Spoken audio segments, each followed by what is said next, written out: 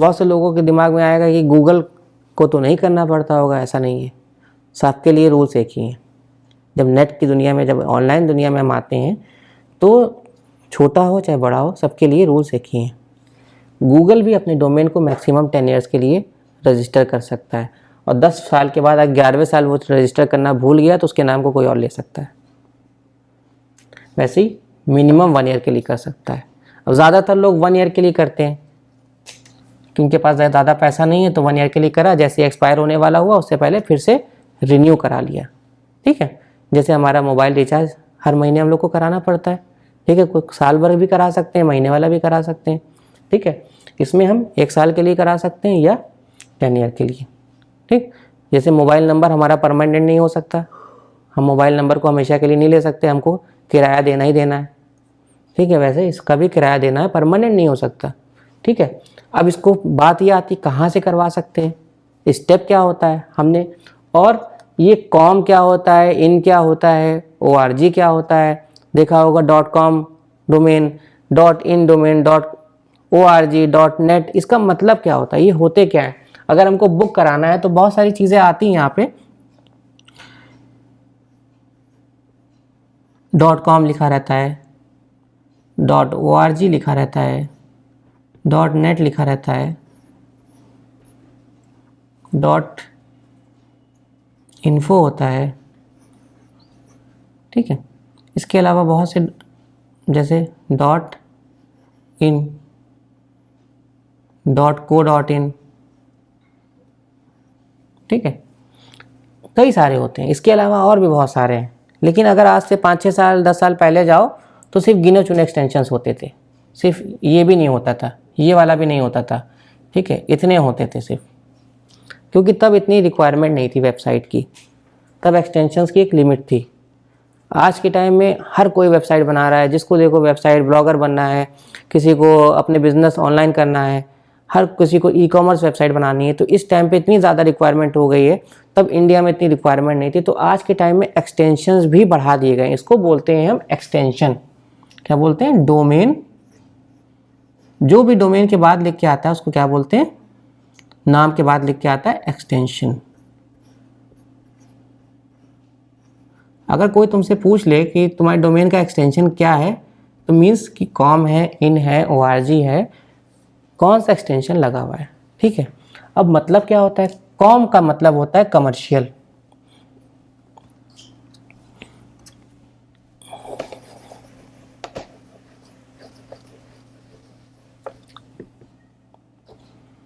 Com का मतलब होता है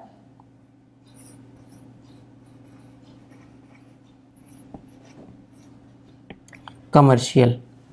और इसका एक और मीन्स होता है कि अगर हमको पूरी दुनिया में बिजनेस करना है, ग्लोबली कोई बिजनेस करना है, तो हम कौन सा डोमेन लेते हैं, कॉम लेते हैं। यानी कि अगर हमारा ऐसा कोई बिजनेस है ऑफलाइन और हम उसको ऑनलाइन करना चाह रहे हैं, जिसकी सर्विसेज पूरी दुनिया में है, तो हम कौन सा डोमेन लेंगे, कॉम लेंगे। और अगर कॉम नहीं मिल रहा है, मान लो अब जैसे कि ऑफलाइन और ऑनलाइन में थोड़ा सा डिफरेंस होता है, कि सपोज कि हमने एक नाम सोचा, वो नाम है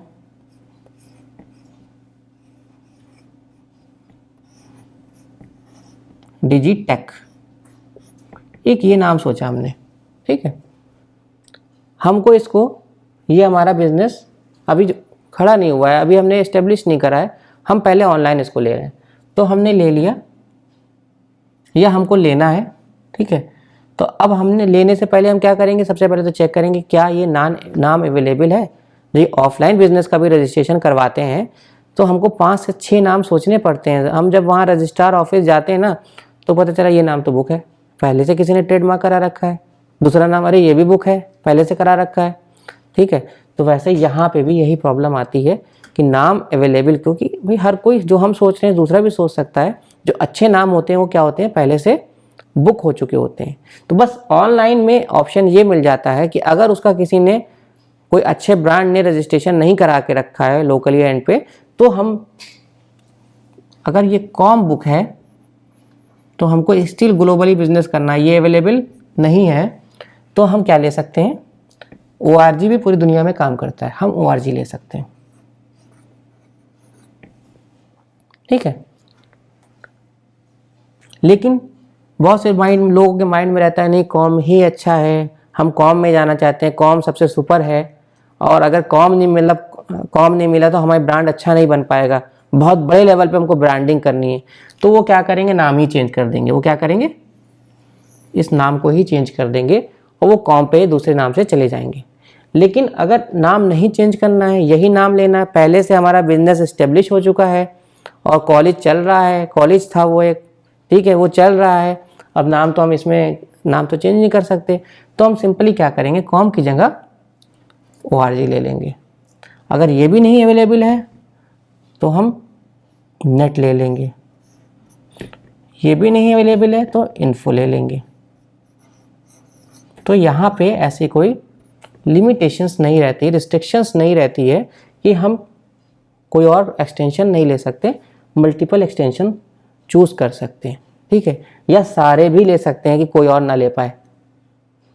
पैसा है, हमने सारे ले लिए, हम बिज़नेस स्टार्ट कर रहे हैं, नया नया बिज़नेस हमने देखा सब खाली, हमने सब लेके छोड़ दिए ताकि कोई और बुकिंग ना कर पाए, हमारा ब्रांड ना ख़राब करे। पता चला काम हमारा चल रहा है, अब छोटे कोई और कंपनीज आई, उन्होंने इन ले लिया, अब हमारे इनके साथ डुप्लीकेट नाम से चलाने लगे, वो भी बस डिज़ाइन अलग है इनकी, तो इससे हमारी ब्रांडिंग ख़राब हो गई। जो बहुत बड़े लेवल की कंपनीज होती हैं जैसे गूगल है, ये सब है, तो ये लोग मल्टीपल एक्सटेंशन सारे ले लेती हैं मैचिंग की, ताकि कोई और इसको लेके हमारा नाम ना ख़राब कर पाए, फेक वेबसाइट ना बना पाए, ठीक है। तो इस तरीके से ये चलता है। अब हम बात कर रहे थे कि फुल फॉर्म की, ये तो यहाँ पे हमने एग्जांपल दिया कि हम मल्टीपल एक्सटेंशंस ले सकते हैं, तो सबके फुल फॉर्म भी एक बार डिस्कस कर लेते हैं कि इसका मतलब क्या होता है। कॉम का मतलब हमने बताया कमर्शियल होता है, ORG का मतलब होता है ऑर्गेनाइजेशन, ORG का मतलब होता है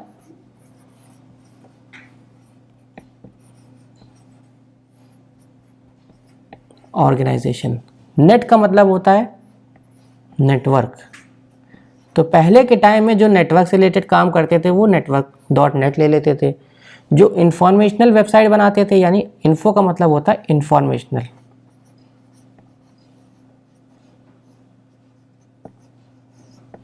इंफॉर्मेशन, तो जो इंफॉर्मेशनल वेबसाइट बनाते थे वो .info ले लेते थे, जो ऑर्गेनाइजेशन होते थे वो .org ले लेते थे। लेकिन आज के टाइम में ऐसा कुछ नहीं है, जो किसी को जो फ्री मिल जाता है वो ले लेते हैं, अपनी वेबसाइट को बना देते हैं। अब एक्सटेंशंस बहुत सारे आ गए, .xyz, .xy, मतलब डिफरेंट तरीके के आ गए, लेकिन फिर भी सबसे जो वैल्यूएबल, जो सबसे एक्सटेंशन माना जाता है वो ये माना जाता है com.com। गूगल भी सबसे ज़्यादा वैल्यू इसी एक्सटेंशन को देता है और सबसे ज़्यादा रेपुटेटेड एक्सटेंशन यही माना जाता है। इसके अलावा कुछ VIP एक्सटेंशंस भी होते हैं जिसको हम VIP एक्सटेंशन बोलते हैं, जो गूगल की नज़र में बहुत ही ज़्यादा ट्रस्टेड होते हैं, जिनको हम VIP बोलते हैं। VIP क्यों बोलते हैं VIP?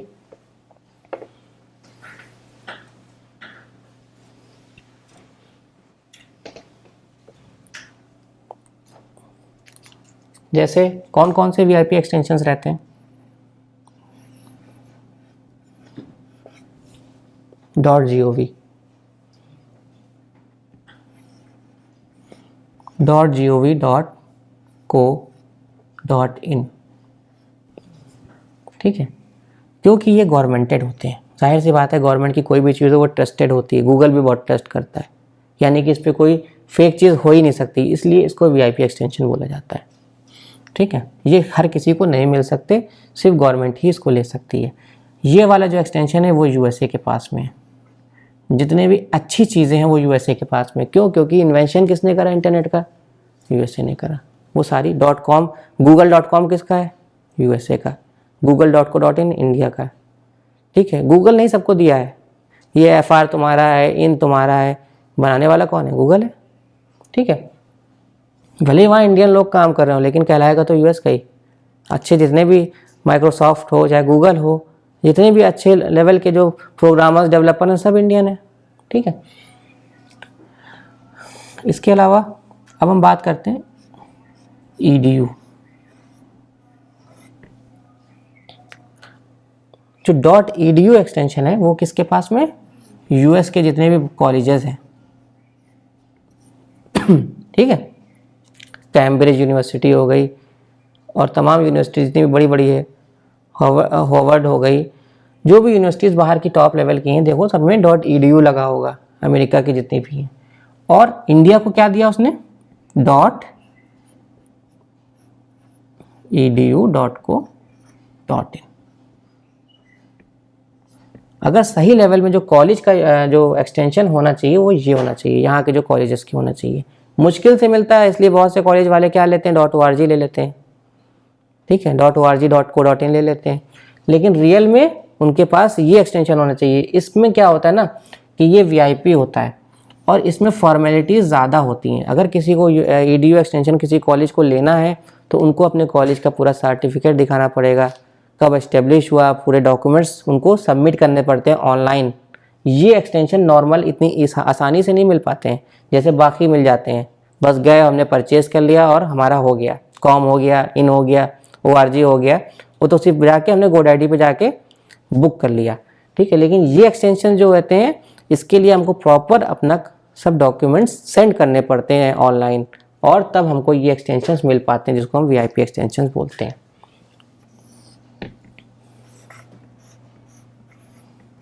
VIP डोमेन एक्सटेंशन, ठीक है। अब ये तो हो गए डोमेन एक्सटेंशंस। अब बात आती है कि इसको हम कैसे बुक कर सकते हैं और इसकी कॉस्टिंग कैसे होती है।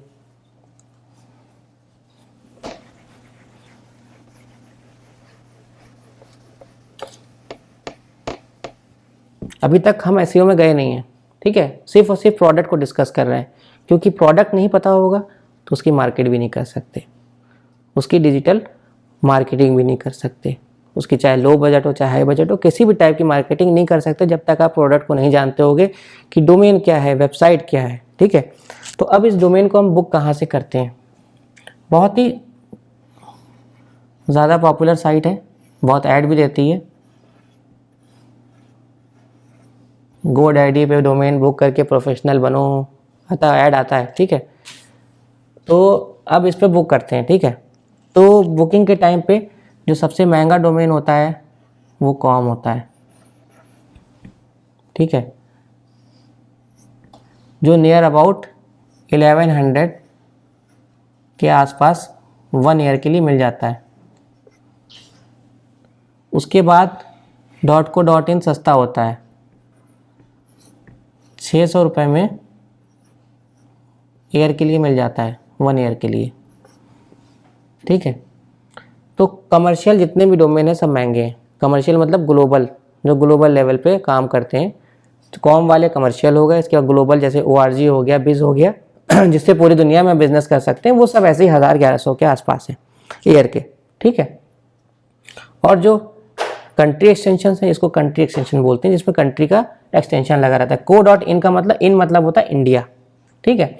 ऐसे ही सिर्फ इन भी होता है, ये भी सस्ता है, लेकिन ये भी ऐसे आसपास मिल जाता है, ठीक है।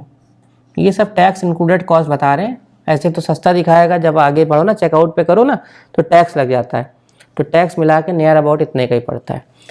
तो ये 1 ईयर के लिए मिनिमम बुक कर सकते हैं, मैक्सिमम 10 ईयर के लिए बुक कर सकते हैं। और GoDaddy तो एक प्रोफेशनल वेबसाइट जिसको यहाँ पे लोग जानते हैं। इसके अलावा और भी वेबसाइट्स होती हैं जहाँ से आप लोग इसको बुक कर सकते हो, और में भी कुछ पे कम हो कुछ पे ज़्यादा हो, लेकिन इन सब का रिन्यूअल कॉस्ट ज़्यादा जाता है। जितने का ये डोमेन है रिन्यूअल 300-400 रुपये उसके ज़्यादा जाता है, क्योंकि उनको पता है कि मजबूरी है, अब तो रिन्यू कराना ही है, चाहे सर्वर हो चाहे डोमेन हो, इन सब की रिन्यूअल कॉस्ट 400-500 रुपये ऊपर हो जाती है। स्टार्टिंग में कस्टमर को बुलाने के लिए वो सस्ता देते हैं, रिन्यूअल ज़्यादा हो जाता है। अगर 1100 रुपये वो दे रहे हैं domain.com, तो अगले साल जब तुम उसको रिन्यू कराओगे तो वो तुम्हें पड़ेगा 1500 से 1600 रुपये, ठीक है। तो बहुत से लोग इसीलिए ज़्यादा समय के लिए इकट्ठा बुक कर लेते हैं, तो थोड़ा सस्ता पड़ता है। GoDaddy के अलावा और भी कंपनी से हम नेम को बुक कर सकते हैं, नेम को रजिस्टर कर सकते हैं। जैसे GoDaddy के अलावा हो गया नेम चीप,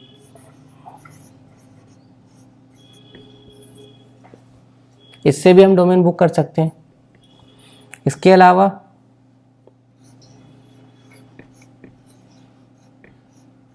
बिग रॉक, ये बिग रॉक जो है प्योरली इंडिया की है, ये दोनों बाहर की कंपनीज हैं। GoDaddy अमेरिकन कंपनी है और नेमचीप भी अमेरिकन कंपनी है, ठीक है। तो सपोर्ट भी बहुत अच्छा है इनका, GoDaddy का हो GoDaddy का सपोर्ट बहुत अच्छा है। और कभी हम डोमेन को बुक करने में मिस हो जाते हैं तो 1 महीने तक का GoDaddy हमें चांस दे देता है, क्योंकि हम इसको यूज़ करते हैं तो हम इसके बारे में प्रॉपर जानते हैं, तो 1 महीने तक का टाइम दे देता है। 1 महीने तक अगर आप डोमेन को नहीं बुक कर पाए, आपका साल भी निकल गया, उसका 1 महीना भी निकल गया, तो ये डोमेन जो है डिलीशन लिस्ट में चला जाता है। उसके बाद क्या होता है कि आपसे दुगने से भी ज़्यादा चार्ज, जो डोमेन आपका 1600 में रिन्यू हो रहा था उसका वो 6000 6500 मांगेगा आपसे। ठीक है, वो 6 महीने तक उसको अपने पास लॉकिंग पीरियड में रख लेता है, 6 से 7 महीने। अगर वो बहुत अच्छा डोमेन है तो सालों तक रखे रहता है, नॉर्मल है तो रिलीज़ कर देता है 6 महीने के बाद, फिर तुम 6 महीने के बाद रिन्यू करा पाओगे कम कॉस्ट में, वरना ये तब तक रखे रहेगा, आपसे 6500 रुपये लेगा। कोई और तो आपको देगा ही नहीं, 1 महीने का टाइम भी नहीं देगा जल्दी जल्दी। जो अच्छे रेपुटेटेड साइट्स होती हैं, यानी इन साइट से आप लो तो यहाँ से आपको थोड़ा सा टाइम पीरियड मिल जाता है। नाम सबके लिए बहुत इंपॉर्टेंट रहता है। सपोज आप बहुत पॉपुलर हो गए, आप बहुत बड़े ब्लॉगर हो, अगर आपके हाथ से नाम चला गया तो आप ज़ीरो हो गए, हीरो से ज़ीरो।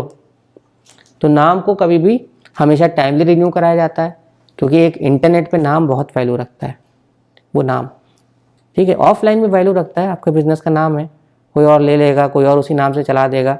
आप मोनाको बिस्किट बेच रहे हो, कोई और उसी नाम से मोनाको बिस्किट बेचने लगे नकली, तो आप कहोगे हमारा नाम खराब कर रहा है। आपसे ज़्यादा सब जगह वो सप्लाई करने लगे, लोग तो मोनाको ही समझ के खरीदेंगे ना उसको। तो ये चीज़ है, डोमेन फर्स्ट स्टेप होता है वेबसाइट को, किसी बिजनेस को ऑनलाइन ले जाने के लिए, एक वेबसाइट को स्टार्ट करने के लिए। ठीक है, अब इसी के आगे डोमेन के आगे से कल टॉपिक आगे करेंगे कंटिन्यू, सर्वर पे जाएंगे, फिर सर्वर के बाद हम डिजिटल मार्केटिंग के अंदर जाएंगे। ठीक है,